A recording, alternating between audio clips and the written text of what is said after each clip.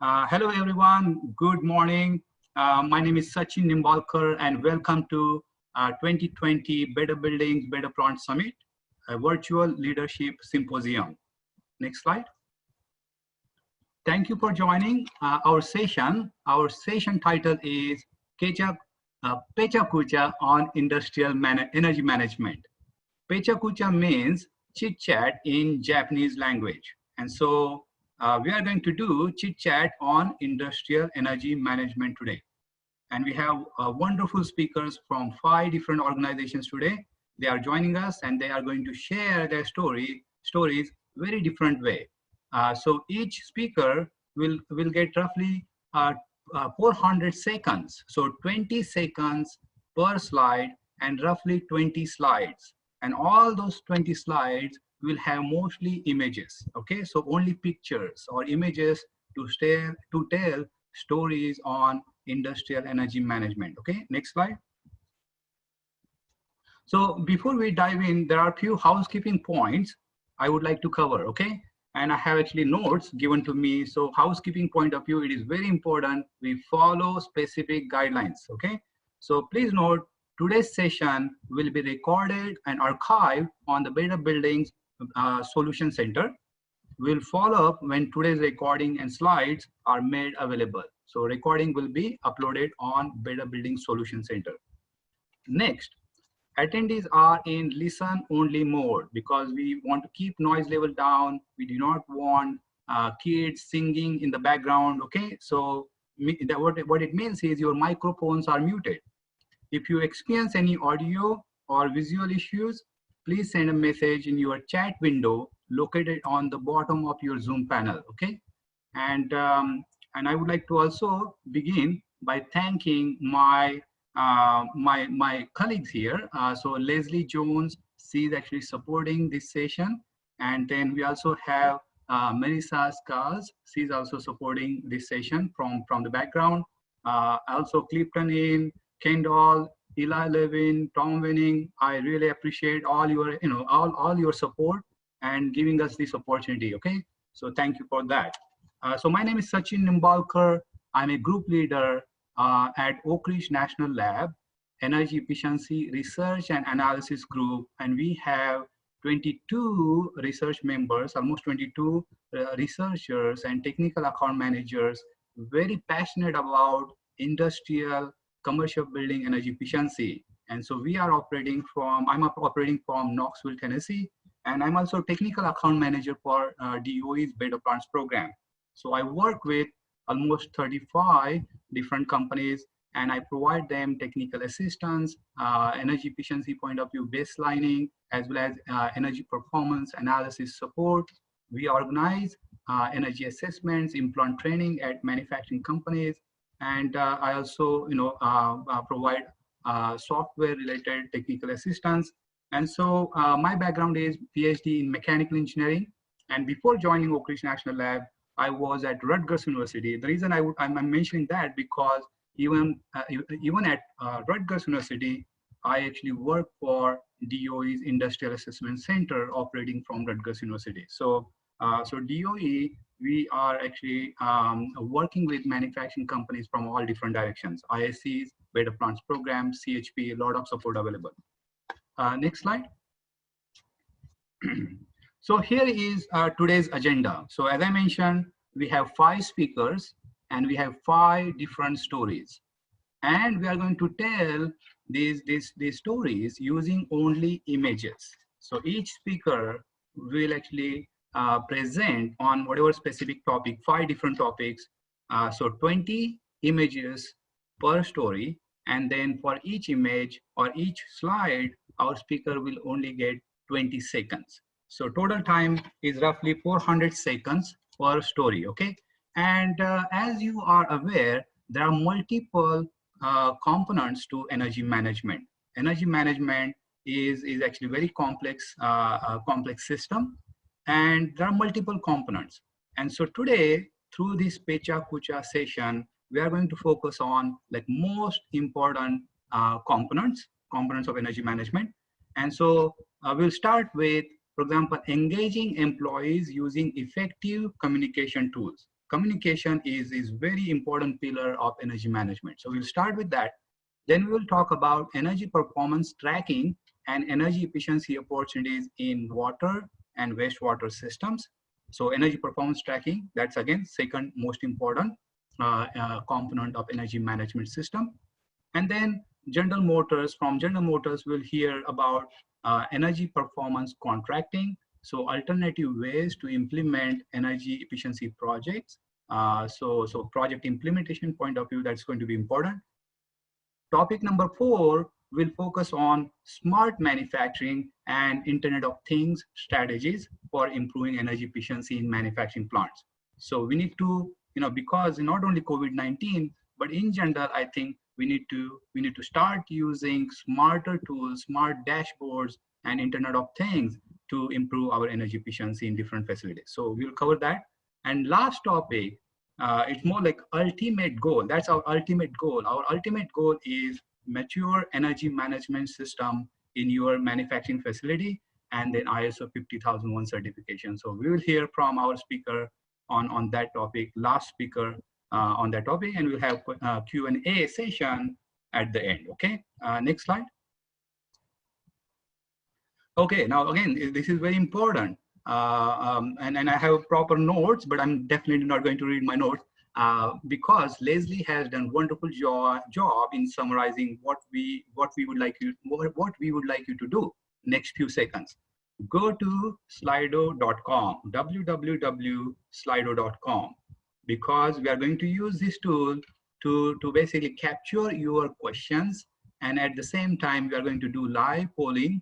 And so for that, it is very important for you to go to www.slido.com. You can do that on your mobile device, tablet, or on your computer, okay? So go to www.slido.com. Next slide. So next step is enter event code BB Summit, okay? www.slido.com and then enter code BB Summit. Okay, I hope you are with me. So far we have 290 participants. I would like to see all 290 people on www.slido.com. Okay, next slide. And then please select PechaKucha on industrial energy management. You will see there is actually drop-down menu. It is very important for you to select right session. So go to PechaKucha on industrial energy management. And as soon as you are there, you will see nice screen, Q&A and polls and everything. So next slide. And so once you are in, as you can see on left-hand side, we have Q&A, and then at the same time, we'll have polls tab using this slido.com tool. This app is actually it's going to be very useful, helpful, because we are going to collect your questions for speakers, using this slido.com tool, okay? And at the same time, you will be able to add your questions. Then at the same time, you will be able to upvote questions you think are more important. So you should be able to select what are like most important questions you would like speakers to address. So you will be able to do that. And at the same time, you will be able to participate in our interactive polling, okay? So I hope all of you are already there. So again, www.slido.com and then enter code BB Summit. And then once you are in there, select PechaKucha on industrial energy management session. And then once you are in there, you will see Q&A and polls right on your screen. So with that, let's go to next slide. And by the way, social media is very important, right? So as you are, keeping track of all other not so useful things on Twitter, please go to Twitter through BB Summit point of view. So BB Summit 2020. So we have Twitter feeds as well as LinkedIn. On LinkedIn, we have Better Buildings, Better Plants, LinkedIn pages. So definitely follow along our Better Buildings, Better Plants Summit through our social media. Okay, next slide. Okay, so like most important part now. So we have total 5 speakers, and we have selected like wonderful speakers here. So we have Rishabh Bahel from ArcelorMittal. We have Jason Grant from Miami-Dade Water and Sewer. we have Paul Hartmeister from General Motors.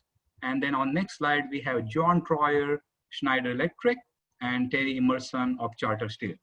So let's actually start with our first speaker and our first PechaKucha. Again, PechaKucha means chit chat in Japanese, 20 slides, 20 images, 20 seconds per image. And so all our speakers are going to tell their stories on energy management using images and photographs. Okay, and our fearless leader, our first speaker is Rishabh Bahel. Okay, so Rishabh Bahel received his bachelor's degree in mechanical engineering from Penn State University in 2012 and MBA from Case Western Reserve University. He joined ArcelorMittal Cleveland in 2012 as an associate engineer in the optic and maintenance group.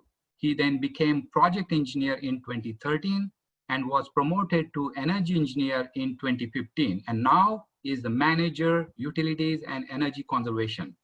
In this role, he leads the plant's efforts for energy conservation and management.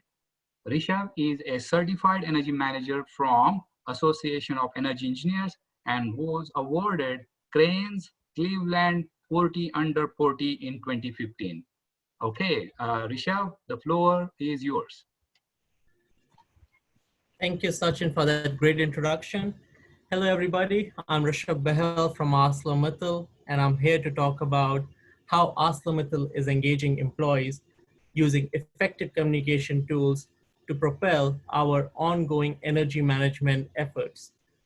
So we began by working with our communications team to get employees engaged on the 10 sustainable development outcomes developed by our corporate responsibility team in line with the United Nations sustainability goals. Outcome 6 states our ambition to be a responsible energy user that helps create a lower carbon future. This infographic serves as a great resource for continuous engagement. With the target in mind of getting employees engaged, we developed our energy management toolbox, which clearly highlights good communication and how it helps develop teamwork, while also highlighting our strategic partnership with US EPA Energy Star and US DOE Better Balance Program. Our communication team uses various tools to spread the message, namely with a bi-monthly One magazine and social media channels. We are able to share and promote stories of successful energy projects and engage employees and stakeholders through their comments, likes, and shares. We started on this journey in 2000 leadership in kicking off ArcelorMittal USA's partnership with Energy Star.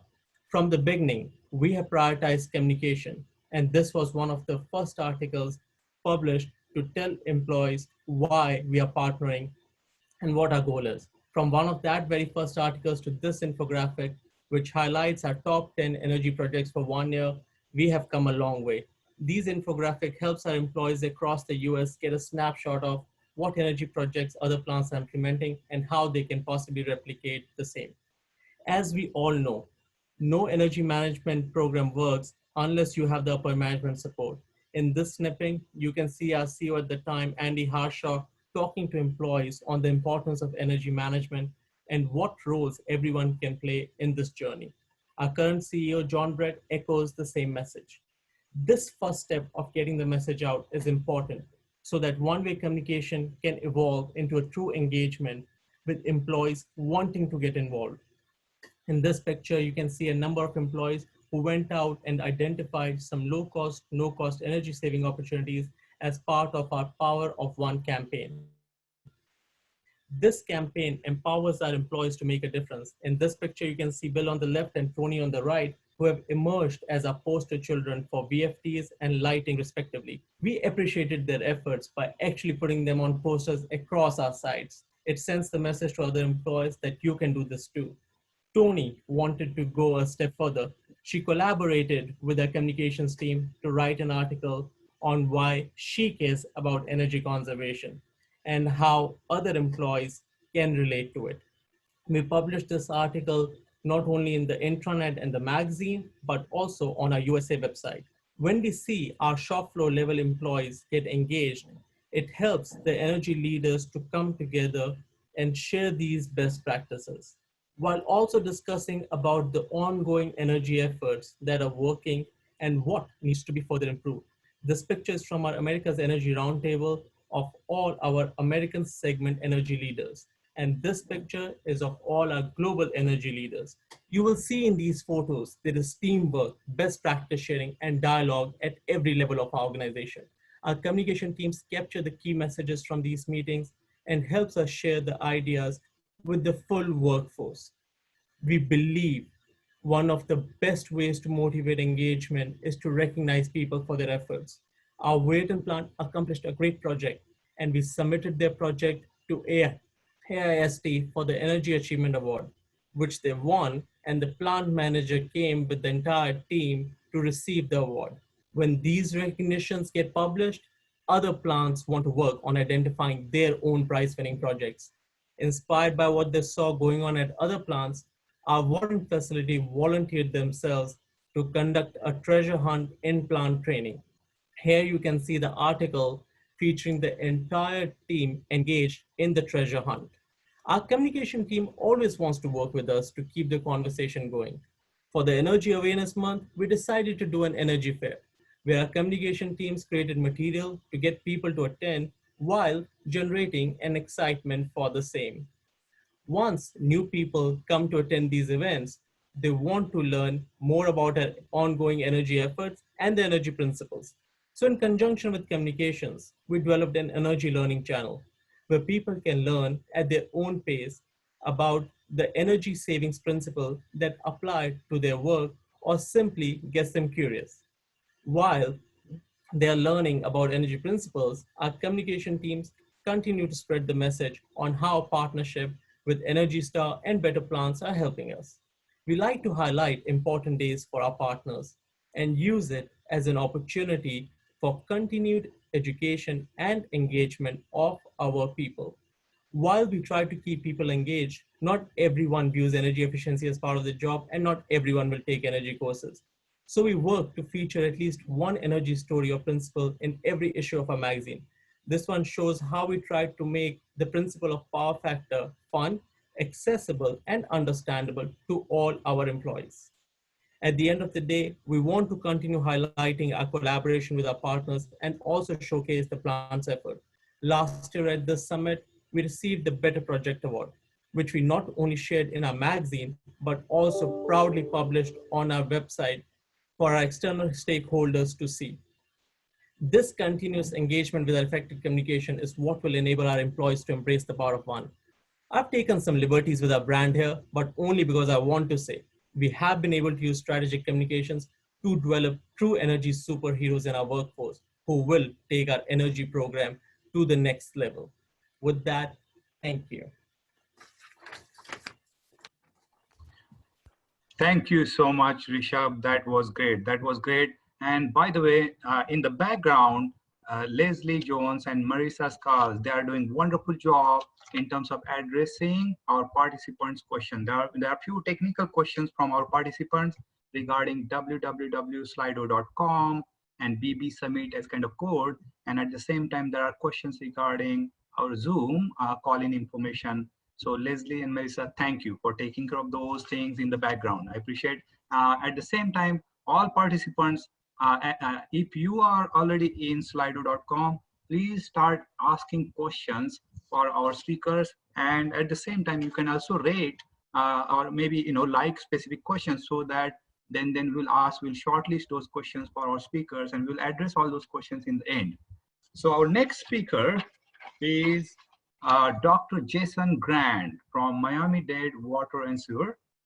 And so Jason is an energy management analyst at the Miami-Dade Water and Sewer Department. Currently, he manages energy policy and energy-related sustainability initiatives for the Miami-Dade Water and Sewer Department. He has conducted 250 ASHRAE Level 2, 3 industrial energy audits at small and medium-sized manufacturing plants, companies, because before joining Miami-Dade, Jason worked for USDOE's Industrial Assessment Center at University of Miami. So he's also like me, my background is Industrial Assessment Center, so great. As an adjunct professor lecturer at the University of Miami, Dr. Grant teaches facilities, operation and management, applied statistics for scientists, and introduction to industrial engineering.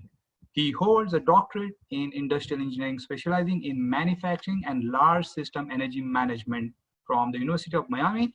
And he is AEE certified energy manager and distributed generation professional. So Jason, thank you for joining us today. The floor is yours. Thank you, Sachin, for that great introduction, and good morning, everyone. My name is Jason Grant, and I am with Miami-Dade Water and Sewer. I work out of our Resilience Division as the department's energy manager. Today, I will be presenting on energy efficiency opportunities in water and wastewater treatment systems. How much information is there in a single drop of water? There's volume, shape, color, odor, translucence, temperature, acidity, viscosity, density, melting point, boiling point, atoms, molecular weight, specific gravity, molecular bonds, polarity, cohesion, adhesion, surface tension, crystal structure. Oh, wow. If one drop of water contains so much information, imagine how much data there is at a large water or wastewater treatment plant. There are myriad systems and processes, including mechanical, biological, chemical, electrical, organic, and atmospheric. And don't forget about federal government, public policy, and regulation. Miami-Dade WASD has 2.5 million citizens, 3,000 personnel, 3 water and wastewater plants with an average 600 plus million gallons per day, 1,100 pump stations, 6,300 miles of collection system, 94 production wells, 800 million in revenues, and 30 million a year in energy, 1/3 of the county government consumption. An 11 billion multi-year capital improvement plan. Build a new treatment plant or expand existing plants. Ocean outfall legislation now requires deep well injection, consent decree and pump station improvement program, new fog facilities, alternative biosolids handling, and additional capacity with population growth. And here comes the rising ocean. Resilience is now basic hygiene for any utility. Climate change impacts, including sea level rise, saltwater intrusion into the Biscayne aquifer, future need for desalination, septic tank failures, 50-year plan horizons, and response to hurricane windstorms and catastrophic damage. Who, what, when, where, and why energy? All water and wastewater treatment facilities have their own energy profiles. Subsystem energy consumption tracking and analysis requires advanced technology. Miami-Dade struggles with knowing exactly the who, what, when, where, and why, especially over time as the system dynamically changes. How about some standards? ISO 50001 is the international standard for organizations committed to addressing their impact, conserving resources, reducing greenhouse gases, and improving the bottom line through efficient energy management. It requires demonstration that energy performance has been improved. Miami-Dade WASD has officially committed to achieving continual improvement of its energy systems, including energy efficacy, energy security, energy use, and consumption by maintaining and improving an energy management system that reduces energy use, cost of energy, and greenhouse emissions. Continuous process improvement through Deming's plan, do, check, act management model.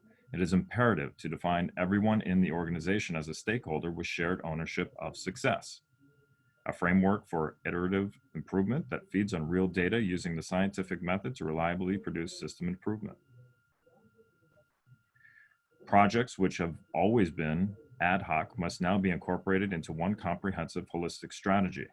These projects must now be integrated into one cohesive strategy and policy, including administrative input and procedures like procurement standards and technical specifications, contract language, and rating systems. We will soon have the Internet of Things, and every device will be connected via the internet or other control systems like SCADA. Which devices do we connect, monitor, record, track, analyze? How do we manage this integration to achieve optimization improvements throughout the system, especially in operations and energy efficiency management?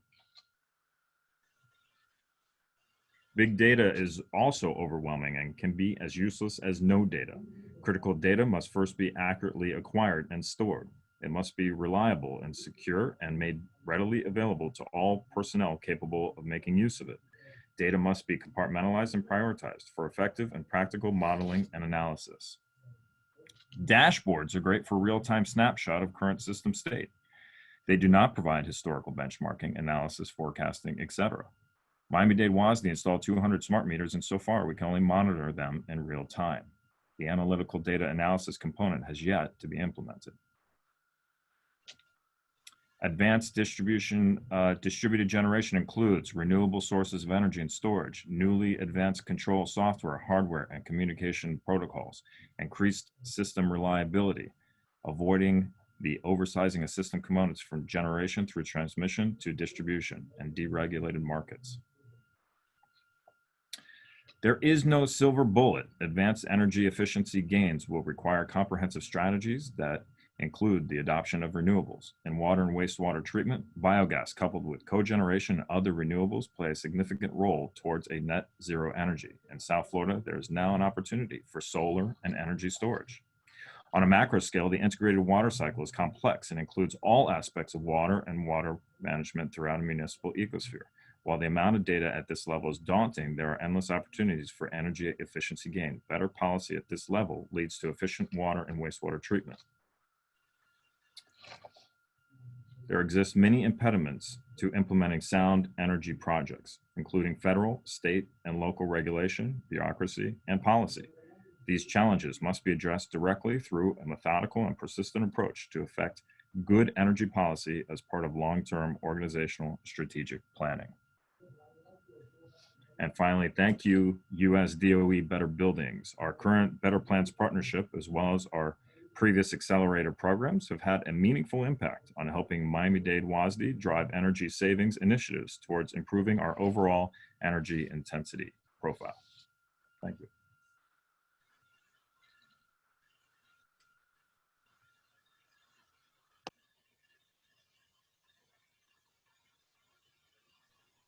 Sachin, you're on mute. Sorry, that's me always, So thank you, Leslie. So first of all, Jason, thank you so much for telling us that wonderful story. Images, photographs were right on target. Thank you so much. By the way, please use slido.com for asking specific questions for our speakers, okay? And at the same time, continue liking specific questions in there. If you like specific questions, just hit thumbs up button, and then what will happen is then we'll have more and more questions with more relevant questions or good questions. They will actually come up, right? And so we would like to ask a few questions to all our speakers in the end. Okay, so our next speaker is Mr. Paul Hartmeister from General Motors Company. I actually call Paul more like go-getter or getting things done, Paul. Okay, so Better Plants point of view, I communicate with Paul on monthly basis. General Motors, I would like to mention that almost all of their US facilities are now 50,001 ready, DOE 50,001 ready, recognized. Great work, okay? So Paul is an energy sustainment manager for General Motors. He oversees energy management practices at 11 manufacturing sites in North America. He is responsible for energy and water reduction projects, 50,001 ready implementation, and other activities to reduce General Motors' carbon footprint and energy consumption. His sites include over 50 million square feet of manufacturing floor space. 50 million square feet. Can you imagine that? 150,000 tons of chilled water capacity and 310,000 CFM of compressed air capacity. So a lot of responsibilities here. He has had oversight on over $33 million of energy saving projects, saving over 460,000 megawatt of energy in last 5 years. Now we have multiple facilities, almost 35 facilities in the US, and all of them are part of Better Plants program. And so Paul is doing a wonderful job in reducing energy use, reducing energy intensity, and then compressed air consumption in all these facilities. Paul, the floor is yours. Go for it. Thank you, Sachin. Today we're going to go through the energy performance contracting process that we started using at General Motors in 2011. We will show the steps that we took to make our process successful and discuss some specific projects and show our next steps and beyond. Previously, energy projects were funded using an internal budget that required projects have a 2-year payback minimum requirement. The work had to be done within the year the project was commissioned, and projects generally had to be less than $1 million.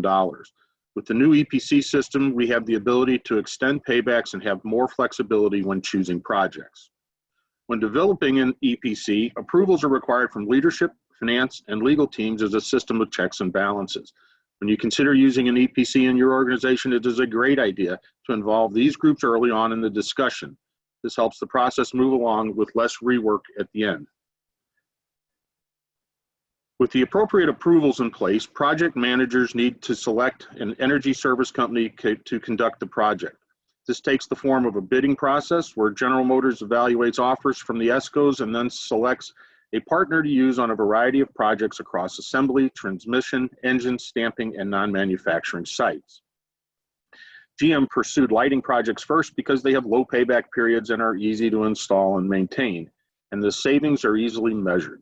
Pictured is a completed lighting project at an engine plant that was observed during a recent energy treasure hunt.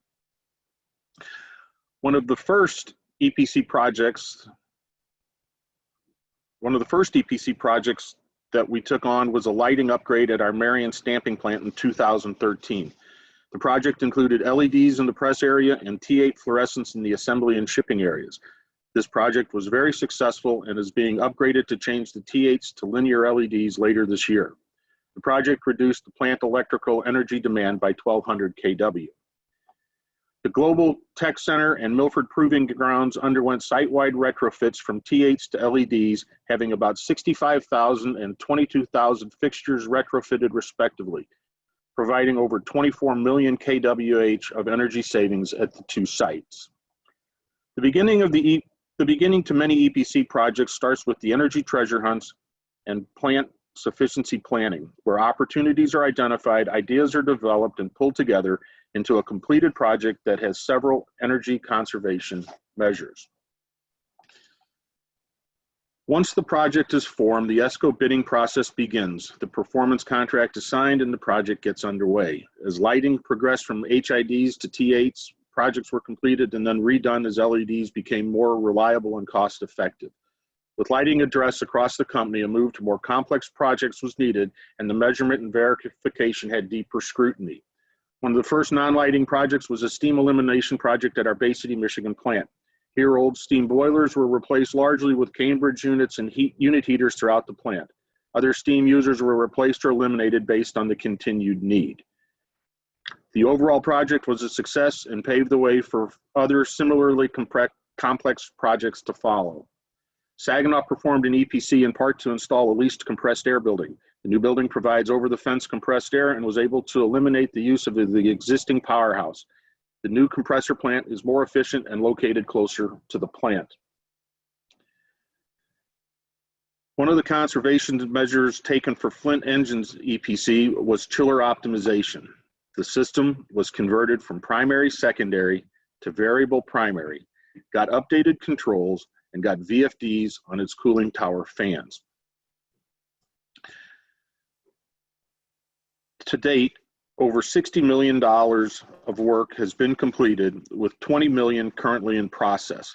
Our current plan is to get over $81 million more out of the planning and into construction in the next few months. Working with a trusted team leads to success, increased savings, and reduced carbon footprint. One of the projects we hope to launch shortly is our Fort Wayne Assembly steam elimination project. It would remove all active steam from the site, use waste heat from our on-site generators to provide heat for the plant in the winter, and drive absorption chillers in the summer, and replace all other steam users with direct-fired natural gas units. At our Bowling Green assembly plant, we are pursuing compressed air and chiller plant upgrades to better align our needs, to provide more efficient and properly sized equipment, and to continue to bring the world-class Corvette to customers across the globe. Expansion to Mexico and Canada is the next step that we are working on. We have selected a partner to work with us in Mexico and are currently working to identify a partner to handle the work at our sites in Canada. We should be able to get underway in Mexico shortly, and Canada should follow in the second half of 2020. We are currently exploring water performance contracts at several sites that would allow us to take our waste stream and clean it up for reuse back into the process. We are looking at both point of use as well as end of pipe recycling. This will help us reduce costs as well as make fresh city water available for others in the communities in which we operate. Entering into an EPC needs to benefit our partners. These benefits come in the form of a good, meaningful work for their employees, keeping their staffs together over the length of the contract, and providing steady income for the term of the contract. At GM, we have partners who excel in a variety of disciplines and at times work together to provide a more affordable project for all involved. The EPC process has benefits for General Motors as well. It allows us to use our cash for further product development and still get the energy savings associated with the EPC. Since it pays our partners out of the savings, it allows us to get the project done and stay cash positive throughout the process. The EPC term of 5 years means that all of the savings revert to us after the contract is paid off. But the savings keep coming. What lies ahead, only time will tell for sure, but expansion of the process to China, Korea, South America are very possible. The continued savings will also help us bring the electrification of the automobile closer to reality for all of us. This electric future will work toward a cleaner, sustainable future for generations to come. Thank you. Great. Thank you so much, Paul. And it seems we have a number of questions for you. Okay, so in fact, for all our speakers so far, Rishabh, Jason, and Paul, we have multiple questions in slido.com. So you may want to start reviewing some of those questions. A lot of our participants are going to, basically they are challenging you, okay? They're trying to get you. So definitely review those questions, get ready. So our next speaker is Mr. John Troyer with Schneider Electric. John began working at Schneider Electric in 1994 and served in various roles in manufacturing plant. He has been in facilities management for over 15 years, including 7 years as a regional facilities manager. John is a certified practitioner in energy management systems, SEP, Superior Energy Performance Verifier, so SEP Performance Verifier, Certified Energy Manager, and Certified Demand Side Manager. He has been involved in over 30 energy assessments and has served as a subject matter expert for energy on his FM team for 13 years. He has also been involved in ISO 50001 SEP certifications for multiple sites. Over 20 sites are actually ISO 50001 certified Schneider Electric sites. So John is a graduate of Purdue University with bachelor's degree in electrical engineering technology. John, please go ahead. Thank you. Thanks for the great introduction. Good morning, everyone. I am part of a great facilities and energy team for Schneider Electric in North America. I would like to discuss smart factories, Internet of Things, IoT, Industrial Internet of Things, IIoT, and their impact on energy efficiency. The IoT has about 10 to 20 billion connected devices, depending on who you listen to. Information is great, but what value comes from driving actionable items? There are 4 basic categories in the big data analytics framework: descriptive, diagnostic, predictive, and prescriptive. Recognize you can't manage what you don't measure. Metering is an essential building block, as are building management systems. We've been using some form of these for many years, starting with basic inputs and outputs, with each generation getting smarter. My colleague Ed Wilhite calls these treadmills in the basement. If you don't use them, they don't do any good. We look at 3 levels of architecture: connected products, edge control, and apps, analytics, and services. These work together with backward compatible meter interfaces to deliver value. We're using this to identify excess energy consumption issues and push data to production to show their process energy performance. We added supply side management and a central repository for all procurement recommendations, activities, market analysis, utility, invoice data, and invoices. It also includes a performance analytics module, which adds more instrumentation to the Energy Champions toolkit. We've been a Save Energy Now, Better Buildings, Better Plants partner for about 11 years. Starting about the same time we pursued ISO 50001, then SEP. Today we have 27 50001 sites and 19 SEP sites in North America. The commitments aligned well with company goals and it helped add structure. Along our journey, we added more branch meters and increased granularity. We can use advanced metering interfaces on molding and paint processes. We look at energy consumption as a function of hanger loading density and metal type. We can also see what portions of the process use the most energy and when they use it. That brings us to smart LED lighting. Notice what's not in the picture, light fixtures. 20 years ago, lighting accounted for about 20% of our typical site's energy consumption. LEDs opened up new possibilities for dimming, and the installation represented each fixture has a sensor. They all communicate on a platform and enable over 80% savings compared to T8 fixtures. About 1,000 fixtures are depicted here. Their dimming can be customized independently. Notice the heat map drilled down to weeknights from midnight to 6 a.m. shows activity levels. I'll talk in a few minutes about how smart manufacturing can help energy managers, but how could the information shown here help manufacturing? Analytics for buildings are used to identify potential issues. Here they're broken down into 3 categories: energy, maintenance, and comfort. This tool prioritizes them by opportunity and recommends actions to be taken. Actions can be assigned to a technician and tracked to completion. We've been modeling energy with linear regression for about 15 years. Taking that a step further, a daily model is implemented, utilizing data that can be gathered automatically. This can provide feedback to building operators and energy managers.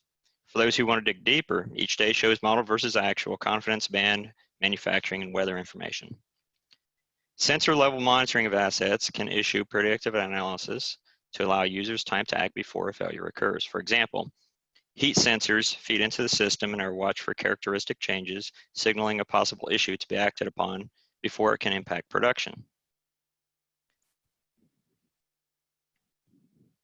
Augmented interfaces offer advanced troubleshooting for operators and maintenance personnel. The inside of a control cabinet can be viewed without opening the enclosure, facilitating NFPA 70E compliance. It guides operators and maintenance workers in real time and minimizes errors. Again, can we predict failures before they happen? Here is more about augmented reality, and it gets better as we go. On the left is an exploded view of an electrical cabinet with an overlaid interactive menu. On the right, notice the animated hand guiding the technician through the steps needed for the task to be completed. More help on the industrial side, IIoT. RFID, advanced HMIs, and other tools are used on the production floor to make processes more lean. In one plant, 128 miles a day fork truck traffic was eliminated, painting capacity was increased, and $1 million of downtime was eliminated. Here are some examples of visitor experiences. These stops along a guided tour route demonstrate how we utilize connected devices and the tools mentioned previously. Group tours are routinely made to demonstrate live use of these tools at smart factory sites. So how do all these productivity tools and improvements save energy? If equipment downtime and disruptions are minimized, so is what I call bad overtime. This picture is what you don't want to see if you're an energy manager, i.e. 5 people running a plant on a Sunday. The building's base load is still on with minimal output. Looking into demonstrated impacts, here are some examples across different companies from utilizing just one analytics tool for buildings controls. I'll pause for a few seconds and let that soak in.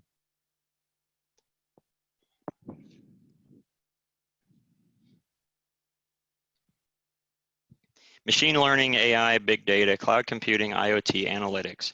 Where could it all lead? Perhaps when an employee leaves a workstation, we could pause process, dim lights, shut off compressed air, notify supervisor, and realign resources. Or map employees, look at weather and production forecasts for the day, and plan the energy strategy.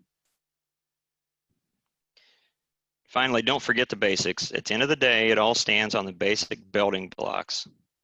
Here we see a picture taken during one of the in-plant training sessions we hosted. Continue to get in the dirt, as my manager, Dennis, says, keep digging. Great, that was great. Thank you so much, John. In fact, I was also there doing that implant training, and you are 100% right. Most important part of energy management, of course, identifying projects and saving money. Okay, so our last, but not least, our last speaker is Tari Emerson of Charter Steel. So Tari has more than 30 years of experience in the industrial and retail market sectors on energy management, generation, procurement, and efficiency strategies. She has a broad range of experience from working on efficiency and process improvements in coal-fired power plants, managing energy at a steel mill, to managing a 50 megawatt solar program. Tari has managed energy efficiency, energy projects, and programs at several industrial companies, including an electric utility, printing company, and a fully integrated steel mill. In addition, she worked for a big box retailer managing utilities, sustainability, and energy efficiency for over 1,000 buildings located in 49 states. Her achievements include developing an award-winning energy efficiency program with consecutive year-over-year energy savings, and leading the first steel mill in the US ISO 50001 certification. Great. Tari, go for it. I would like to wrap up this session with a summary of how Charter Steel has integrated all of the concepts discussed by my fellow presenters into an energy management system to provide a framework for a sustainable program. Almost 5 years ago, Charter Steel decided to develop an energy management system. The benefit of an energy management system is that anyone can be an energy superhero if you follow a system. My philosophy on energy savings and cost reduction programs is that the cheapest energy is the energy you don't use. So why are we concerned about energy? Energy costs depend on how much energy you use and your electric rate, or cost per kilowatt hour. There are actions you can take to reduce your costs for both usage and the rate. At Charter Steel, our utility costs represent 16% of our variable manufacturing costs. Unlike scrap and other indexed commodities, we cover the cost of any variability of utilities, and we don't pass this along. So price and usage certainty are important to reduce this slice of the pie. When we started the energy department, we needed buy-in and support from the beginning. So we wanted to make sure we had some fast and early wins. I'm here to tell you there's no silver bullet to solving energy efficiency puzzle, but that you can reduce costs utilizing many different tools. For Charter Steel, we had an existing culture of continuous improvement and working in teams, so we continued with what had worked well in the past. One of the first steps in developing an energy management system is the measurement and monitoring of energy use. When we started to evaluate the data, it was clear that many of the natural gas and electric submeters had not been reading accurately for years. Without correct data, it was a challenge to establish a baseline. One of the best ways to gain support from upper management is to develop allies in finance. They will be able to provide support for your ROI projects and see the value in cost-saving efforts. The Director of Finance is a member of the Enterprise Energy team at Charter Steel. When we started our system, we didn't want to spend money on consultants, so we took advantage of no-cost or low-cost programs like our state energy program, Focus on Energy, and also Better Plants program through the Department of Energy. Your technical account manager provides information about their tools, programs, and opportunities. We have hosted several successful in-plant events in Wisconsin and Ohio with attendees from all different departments. Better Plants brought in experts in heat transfer, fan efficiency, and energy treasure hunts. Through these training events, we learned how to use the Department of Energy's online tools. In the past 4 years, we have received over $850,000 in funding from utilities and state agencies for energy efficiency improvement projects and assistance in developing an energy management system. These programs were instrumental in assisting Charter Steel to be the first steel mill in the United States to certify our system to the ISO 50001 standard. We belong to trade associations in Ohio and Wisconsin, which are very helpful in navigating the political arena in each specific state.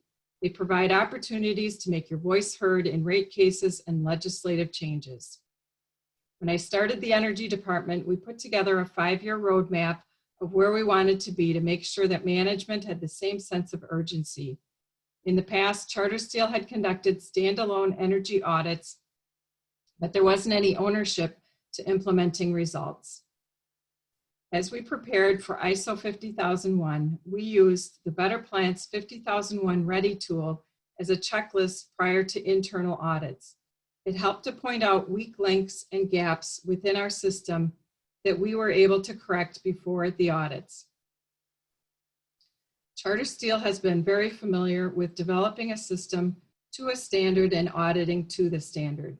We have certifications in environmental, quality, and safety standards. For this reason, we decided to develop an energy management system to the ISO 50001 standard with a third-party registrar. In order to have a successful energy management system, you must involve all employees. There is no way that a small energy department can manage, monitor, and implement energy efficiency without help from the rest of the plant. We needed to check how well employees were understanding and receiving information on energy awareness, so we conducted a survey of employees.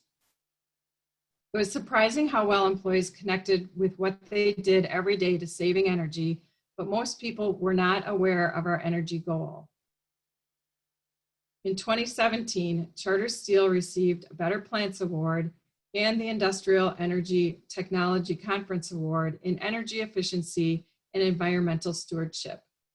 We completed our energy management system and ISO 50001 certification in Wisconsin, along with the Better Plants 50001 Ready certification. In 2018, we established the first internal energy awards to Charter Steel employees.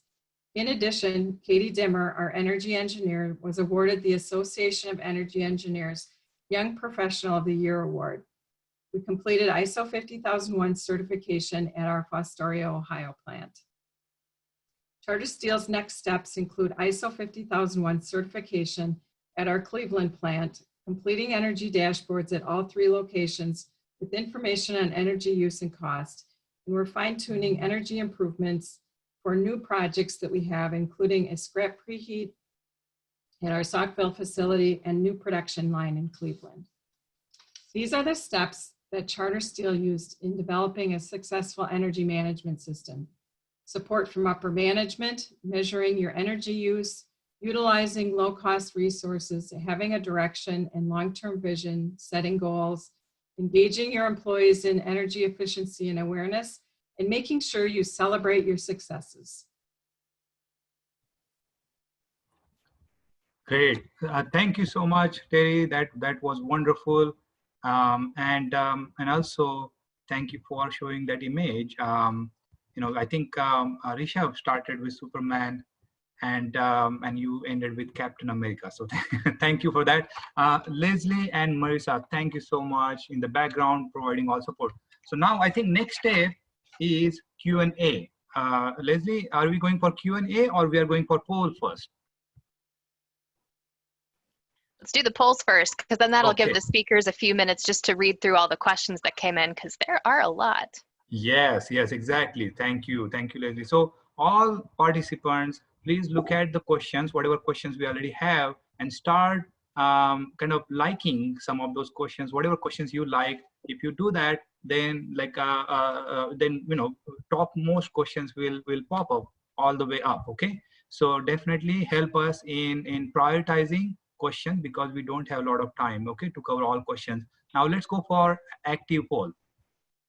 And so question is, what mechanisms is your organization using to communicate energy related events or achievements to external audiences? So far we have 17 responses. Again, go to slido.com, use BB Summit code, and you will be able to then participate in this active poll. And at the same time, you'll be able to rate best questions, and then that way we'll address topmost questions during Q&A. But right now, active poll, our question is, what mechanisms is your organization using to communicate energy-related events or achievements to external audiences? So definitely share your answers. So far 57, let's give a few more seconds. We have 300 participants. Come on, we have 300 participants. We need at least 100 responses here. It's coming in fast. Yes, we have 74. Wonderful, 74 so far. Come on, 75, we need 100. So website, presentations, corporate responsibility, website, press releases, meetings and emails, bi-weekly newsletters. Wonderful, great. So we have so far 80 responses. Okay, I think that's good. That's good. Continue. Maybe next question. Okay, Leslie, thank you for keeping us on track. If you are a manufacturer, are you interested in pursuing 50,001 certification? Wow, this looks good. It's actually live results. You know, we are seeing live results. It's almost like election day. If you are a manufacturer, are you interested in pursuing 50,001 certification? 62 responses so far, 68. Very good. Not applicable. 30% are saying not applicable. Come on, manufacturers. We need more responses from you. So if you are a manufacturer, are you interested in pursuing 50,001 certification? Absolutely. There are 22% people saying absolutely. And then 22% saying not at this time.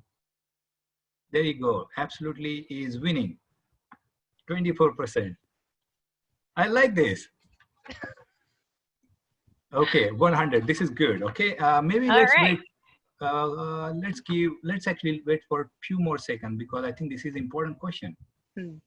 300 participants. Come on. Okay, 5, 4, 3, 2, 1. Next question. All right. What big data challenges are you currently struggling with, and what approach have you taken, if any? I think this question is probably from Jason, right? So this question is from Jason. What big data challenges are you currently struggling with, and what approach have you taken?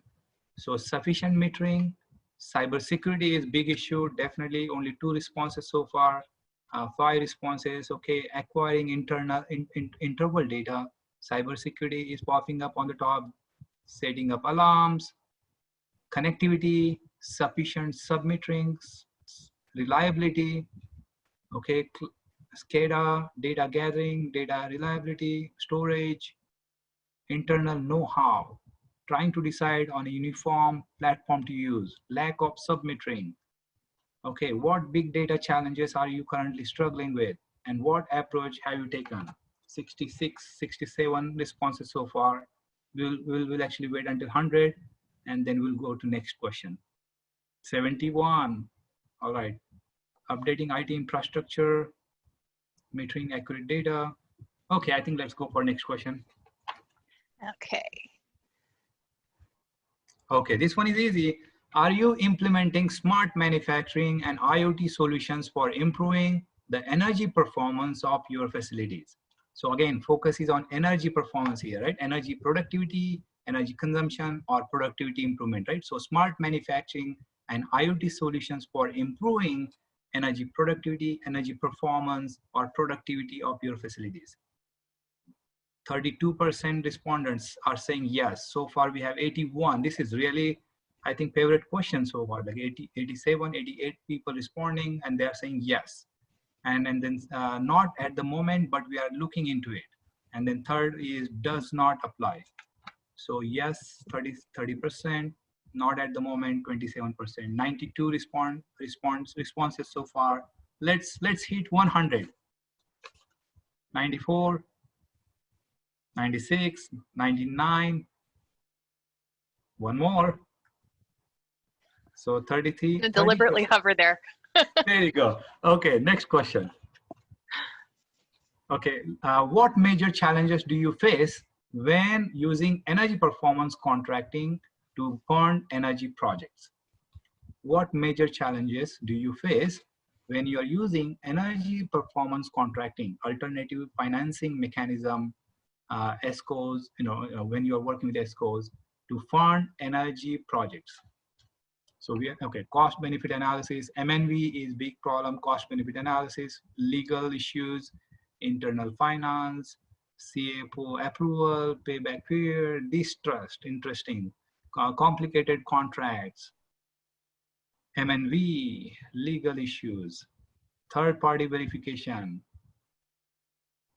less transparent, not sure, okay, complicated contracts, finding good suppliers, okay, finance approvals, wonderful. These are great answers. Looking into now, have leadership, don't use ESPC mechanism, okay, interest rates. Okay, I think that's good. Okay, next one. So that's actually it for our question, or for the poll questions. Okay, wonderful. I think then we'll move to Q&A, right? Leslie? Yes. All right, so we have top 5 questions so far. So first question is for Rishabh. How to get support from the upper management for using the communications team or communications like mechanisms for internal and external communications? That buy-in part. Rishabh, go for it. Yeah, and I kind of responded online too, but this was one interesting question because luckily we never had this issue. We never ran into this problem. And again, the thing is, when you're getting communications involved, you cannot like force somebody to come work with you. Luckily, we have one of the best communications department available to us who are actually interested in learning more about energy or who are passionate about the same topic. So it just makes our job that much easier to get them involved. And right from the beginning, when we started the energy program, our top management recognized that communications was very, very important to keep this message going. So, and that was like one of the easiest things for us to get done was to get communications work with us. And like how you work with the additional departments and how you bring them together, once that number comes around, it shows it. Because again, like many people showed, they write sustainability reports, they have integrated reports. Well, when your communications and corporate responsibility people are writing those reports, they do need those energy stories, right? So if your organization is valuing energy stories and the stuff in those reports, they will want to work with the energy team.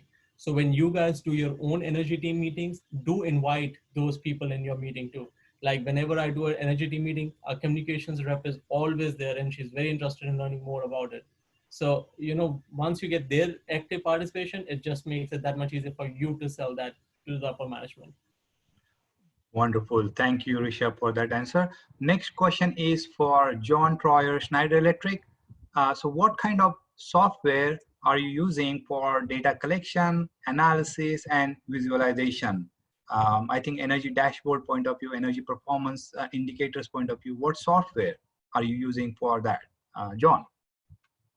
Okay, so most of what we use on the energy side is going to be the Schneider Electric EcoStruxure branded items. So things like Power Monitoring Expert, Asset Advisor, Resource Advisor.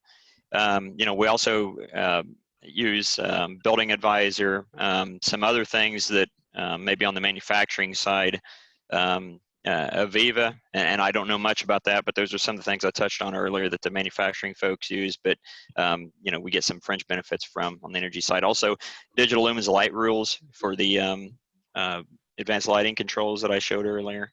So, and lots of things that I didn't mention too.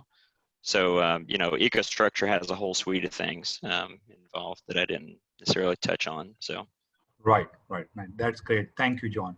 I think let's actually go for a question for Jason. What is keeping you from implementing energy data analysis features of your submetering? Yeah, that's a good question. I mentioned that in my presentation. We do a lot of energy analysis using our utility billing management software, Energy Cap, and our SCADA system. We just recently finished putting in all of our sub-meters and have them connected to our network as well. And the question is, how do we, integrate that data analysis, through either the network or through our SCADA system? there's some cybersecurity issues there too that need to be ironed out. Also, which vendor you can use to do all that kind of stuff. You know, general government bureaucracy, just trying to get through that stuff to figure out the best way to make use of that data. And lastly, it's a lot of data. So you got to, strategically decide how are you going to use that data? What data are you going to use? What are you going to mirror it against as far as your systems, and then integrating that into whatever you're monitoring, through your process, your chemical or your biological process and stuff like that. So we're on a track to do that. We're working with the Better Plants partnership and creating structures to be able to have that approach. And we should have that within the next 6 to 12 months. Great. I think next question. Thank you, Jason. I think next question is for Paul Hartmeister. Have the GM leadership warm up to the relatively longer paybacks that are typical to energy performance contracts? Yeah, Sachin, I'd say the answer is in general, yes. We do have a lot of discussion with the financial people in the plants, and we work through any issues that they have. But basically, we're limited to a 5-year EPC. So these projects are done with a 5-year complete payback. And bottom line, we've got savings. We've got energy savings from the start of that process to the end of that process. And then beyond, that energy savings all comes back to General Motors at the end of the 5th year. But they've warmed up to it, and it is, as I said in the presentation, it is a way for us to conserve cash on the corporate side for product development, and that's a big thing in the business. So yeah, I would say as a general rule, most of the folks in leadership have warmed up to the process, and as we do more and more, we bring more people into the fold to understand that it's a great way to accomplish this stuff going forward. Great. Thank you, Paul. I think I would like to ask at least one question here for Tari, because there are a lot of questions for Tari. Maybe I'm going to select one. I think there are a couple of questions on employee survey, Tari. So what were your goals with the employee survey? What questions did you ask, and how did you use the results to improve your energy program? So part of ISO 50001 is making sure that there's an awareness within your employees of your program, your goals, how their job impacts energy use, making sure that everybody out on the floor has an understanding of what they do every day can have an impact on energy use. So what we did was we put together, I think there were maybe 5 questions on energy efficiency, Charter Steel's program and our goal. And we implemented this in a couple of different ways. One was we did questions, just paper question in our break rooms. It's very low tech, but we did promise, if they filled one of these out, they were in a drawing for a gift card. So put your name in for a gift card if you filled one of these surveys out. So then we got pretty good participation from that. People are always motivated by, a gift card to Cabela's or wherever.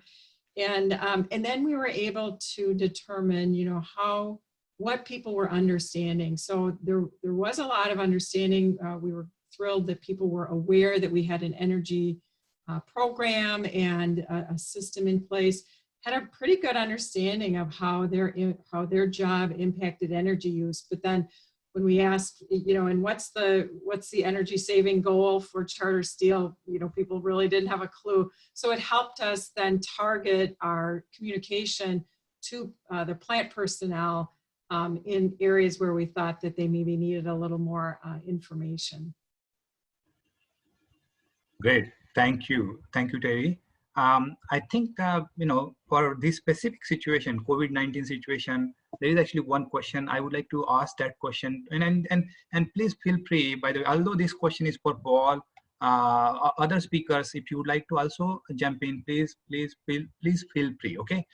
So this question is for Paul. How is the ESCO arrangement, ESCO or EPC arrangement, influence with situations like COVID-19, especially in regards to the ESCO's returns? Or not only ESCO, but even other contractors, if you are working with contractors to implement energy projects, are you finding it now challenging because of COVID-19 situation? Well, the answer, I guess, the short answer to that, Sachin, is it presented, the COVID-19 presented challenges for our energy performance contracts, as well as the complete industry and across the nation, obviously. But we basically shut down the EPCs, the contracting work, ceased when we closed our facilities. Our facilities were shut down from, I'm going to say, I can't remember the date exactly, but mid-March, and they started coming back in mid-May, and they were staggered as they started back. Some actually started here in the month of June. So while we held all those things back, we just kind of shut everything down. The comeback now is there's new safety requirements. There's new requirements to get into the facilities for all visitors. That includes contractors. And so, yeah, it has had an impact. We have not seen, to date, I have not seen any negative impact other than the delay of the process. And the invoicing is just going to move out a couple, 2 or 3 months, depending upon when we can get back into the facilities and start the work.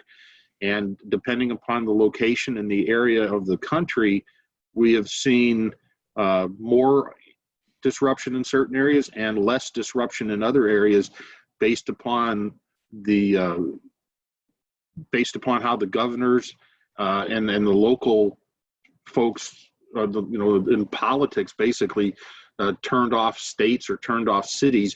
And if we operate in those areas, we were affected by those rules. So that's kind of the answer that I would have. There's always an impact, and it impacted each of us personally, but it also just put a delay on all of our work.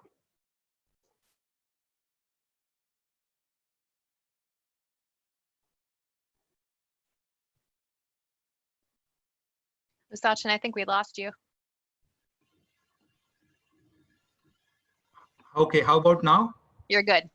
Okay, all right. So now there are almost 3 questions right in front of me for Rishabh.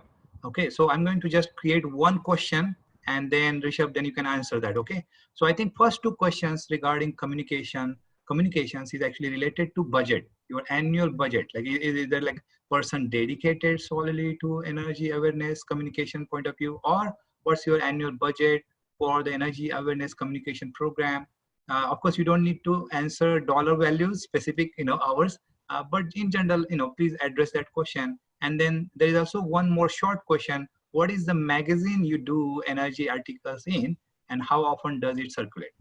Yeah, and I think Summer is helping me out with some of these answers. She answered the magazine for the energy articles. That's our employee magazine called One Intranet. And there's a link on this if you go on Slido to access that. Thank you, Summer, for doing that. And the other questions about, a person dedicated and the cost and things. We do not really have an annual budget just for energy in any way or form or shape. It's just that we rely on shared resources, and it's all about creating these partnerships. So, we have a good partnership with our corporate responsibility, our communications, our government relations. So when all 3 of us, and actually 4 of us, come together, we are able to share those resources, and they're willing to give that helping hand to keep this thing propelled. And as you know, the title of my presentation was using effective communication tools to propel our energy management. So what these guys are helping us with is propelling our management efforts. And when they're doing that through the communication side, be it the magazine, be it the social media, this is a part, it just becomes part of what they're doing in terms of communication. It's just another component that they add to the message they are sending on behalf of ArcelorMittal. So when we're talking about all the things ArcelorMittal is doing, energy is one of the most important part as well, that communication highlights in their message they are sending across. So we don't really say that, okay, one person just work on energy. It's just that all of the people in communication do want to work in deals, but we have a continuous relationship with communications and corporate responsibility who keeps this message out. So as I mentioned in one of my slides too, that in every magazine, we do have one article or story about energy because we want to keep the conversation active. We want to ensure that people just don't have to wait until October when it's the National Energy Awareness Month to see something about energy. It's every time things are happening, we're sending this out. And every time the energy team is doing something big in terms of energy side, they like to publish that message out on Twitter or any other social media stuff. You know, as you could see in those articles when we won the Better Project Award and things, we like to showcase the good things we're doing. Wonderful, Rishabh. Thank you. So there is one question for Schneider Electric.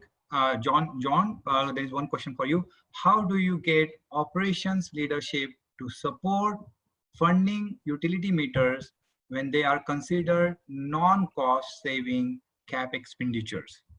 So metering, sub-metering point of view, how you get buy-in from operations leadership to get those expensive meters, sub-meters. Yeah. So we have a long history. You know, I'll go back. We've had meters that have been networked for close to 25 years now, and we have some of those very old meters still in existence, and we just keep adding to the network. So we have a demonstrated. It's a little bit easier, I guess, for us because we have a demonstrated history of using those to drive results, and that's kind of the the basic building block. If you don't have metering, then it's pretty tough to know where you're at and where you're going and what you've done. So but that's one thing I would advise, is we talked earlier, alluded to the phrase, the treadmill in the basement. You can't just put these in and expect savings. Someone has to actually be doing something with that data, and it's not that hard. When you put meters in, you're gonna identify opportunities pretty quickly. You're going to find things that inconsistencies on your night and weekend shutdowns. So if you did it this good in this period, then why can't we do it that good every period like that? You're going to identify demand savings opportunities, spikes and things like that. You're going to start asking questions and find out there's an opportunity to shift something to a different time period, for example. We've had multiple examples of all this kind of stuff internally, but I guess it just comes down to your ability to commit to using the data and convincing your folks that you are going to utilize it, not just go buy the meters and then forget about it. Great answer. Thank you so much, John. Okay, so one question for Jason. What metric do you use to monitor, track, and give a relative cost for resiliency? Yeah, I saw that question. I tried to respond best I can. We don't use any one particular metric. I'd probably refer, it looks like Mr. Thomas, to our resilience manager, Debbie Greiner here at Water and Sewer to better answer that. But I do know that we use all sorts of different information to try to get a handle on, our cost for resiliency. It's very complex because you're dealing with many different aspects of resiliency. With a big utility such as ours, you're dealing with sea level rise, environmental, resource, just overall asset management. Just tons of stuff that comes into the fray. So I'm not sure if there's a specific metric that I could point to. It's just it's a very comprehensive. Holistic kind of approach to that, and I'm sure our director would like to have that number, and is probably driving us towards that, to get a better handle on cost of resiliency. It's definitely a challenge for us, and I'm sure it is for many people, just given the nature of what it is. Great. Thank you so much, Jason. Actually, there is one question for Tari. Let me make sure I read it correctly. There you go. Where is that question? I saw that, and I think it's very important question. Yes, there you go. If you know, if Paul Shine or Pete Langlois, if they are on the phone, they will be very happy with this question, by the way. So do you have the sufficient data to quantify effectiveness of ISO 50001 in optimizing the energy use at your Saukville, Wisconsin facility? So we don't have anything that separates out to say, you know, this savings is particularly due to being a part of a system, but we do measure our energy usage. We use regression analysis. We've got a baseline back to 2016, and Sachin knows this. You know, it is one of our struggles is trying to make sure that we've got accurate data. So we had some sub-meters, for instance, on natural gas that actually made it look like we were creating natural gas, which is impossible, you know, if you're consuming it in the plant. We also had an electric meter that had one of the 3 phases not reading for about 4 years. So we had some bad data that we were, you know, that was definitely one of the challenges of trying to set the baseline and then compare that to our actions that we've taken since then to see what those savings are. But we have worked on developing these regression analysis models. We had a contractor or a vendor work with us on that. And we have been able to develop some models for that. I think we're in pretty good shape right now. And we're able to see the savings compared to that baseline. But it has been, you know, quite a bit of work to get to that point, to be able to evaluate the data, make sure that our baseline is correct, and then continuing kind of year over year, seeing what that savings were, taking into account things like weather and production variabilities. So. Wonderful, wonderful answer, and I completely I agree with you, Tari. A lot of challenges, you know, but you are actually tackling those challenges on monthly basis. So that's good. That's great. Yes, Yeah. Leslie. Yes. I was just going to say that we have about 4 to 5 minutes left, so maybe 1 or 2 questions, and then we'll have to end the session. Okay. Okay. So Leslie, I think we have at least 5 questions on our screen, and I'm really tempted to that beer question. Okay, I think let's go with that. Please explain the root beer image. First, I need to file a plagiarism thing to Tom Wenning, who stole that thing from us. But again, this root beer image, I know somebody responded to that on Slido as well, and she gave a full article of where you can read this article at your leisure. But again, with the root beer image, what we are trying to explain is the power factor phenomena over there, and essentially what the foam is your reactive power, and that's essentially if you're having more foam, you're just paying for stuff that you're not using. So if you have a good power factor, your foam would be less, and if you have bad power factor, your foam would be more. That's essentially what we are trying to say with that root beer analogy, because again, when you're paying for root beer or real beer, you wouldn't want to pay more for the foam, but for the actual stuff. So the kW, which is the real power used, is what you want to use efficiently and have a good power factor. And one of our plants, Vietnam, they did a good job of increasing their power factor from 0.75 to 0.92. And again, so this was just a fun way to kind of explain the concept. We want to keep that interaction going. And again, our communications team worked with us on that part. I think we couldn't get that beer thing passed through it, so we had to settle for the next best thing, the root beer. But it is just a progress. It happens. Yes, wonderful. Thank you, Rishabh, for that answer. And then Leslie, now what's next? Let's see. Can you see the slides again, or the slide of questions? That's correct. We are seeing Slido question. Yes. Okay. Okay. I think. Glad to know. There's a lot of questions left here. Yes. And I think maybe what we'll do is we could get answers. Some of those questions, I think I should be able to answer, or my team members should be able to answer. Somehow, I think we should address. Let's actually discuss that offline. Yeah. Okay. Okay. I think there are a few slides on additional resources. There is actually some video also, right? Yeah, let's go for our next slides. Sure, let me go back.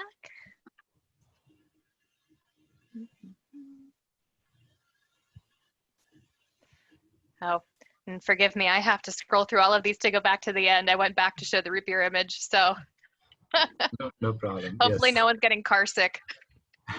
It was worth it. It was worth it. Yes, definitely.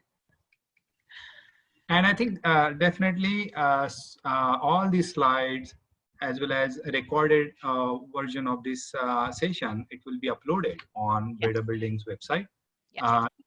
Yes, so this one is, this slide actually showing our upcoming webinar series, Better Buildings, Better Plants, upcoming webinar series, and we are going to discuss very important energy management related topics. So please, definitely go to our Better Buildings website, register for these webinars on time, before time, so that you'll be able to take advantage of these important topics. And next one. Yeah, for any additional questions, we have email addresses on our left-hand side. At the same time, we have all our speakers, their email addresses are there. And my email address are all the way in the bottom. So definitely, if we are not able to address any of your questions, and if you're really offended, no, I'm kidding. But make sure, please send us email through email, okay? And then we are here to address your questions. Next, Okay. Leslie. That should be it. Let's see, I believe we have a video. Let me, just to end the session on. Yeah, that's correct. We have wonderful Better Building Solution Center video, right? And so we should definitely show that. Almost how many? The Better Building Solution Center has over 2,800 solutions to help you find proven and cost-effective energy and water efficiency solutions. Yeah, go for it, Leslie. Okay. Can you guys see this? Just let me. Yes, Okay. we are seeing. Okay. Yes, yes. Good. I had to check something.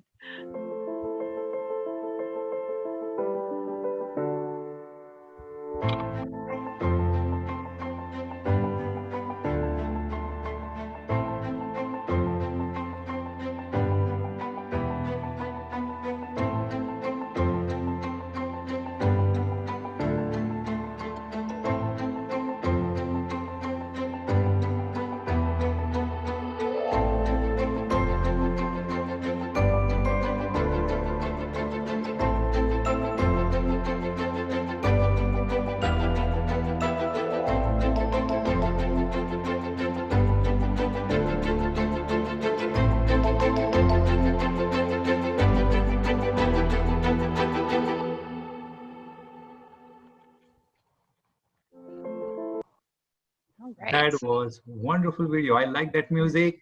Once again, thank you so much for all our speakers. Okay, Rishabh, Tari, Emerson, John Troyer, Jason, Paul, Hartmeister. Thank you so much. Again, thank you, Leslie, Marisa Scales, Clifton Ian, Kendall Sanderson, Eli Levin, Tom Wenning. Thank you so much. Okay, and of course, all participants, almost 300 participants joined us today. Thank you so much for your time, okay? And have a great day.